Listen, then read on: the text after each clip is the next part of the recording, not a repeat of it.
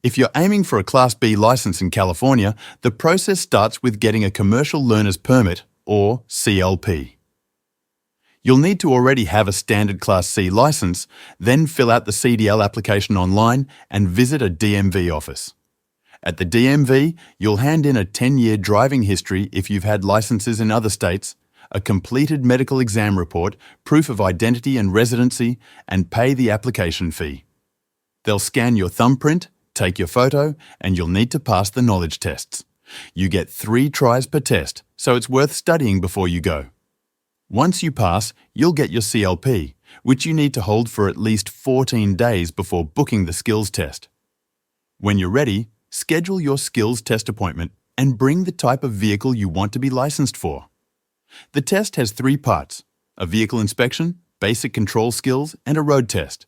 You have 3 attempts, but a retest fee applies if you need to try again. Once you pass, you've officially earned your Class B license and can start driving commercial vehicles that fit within that category.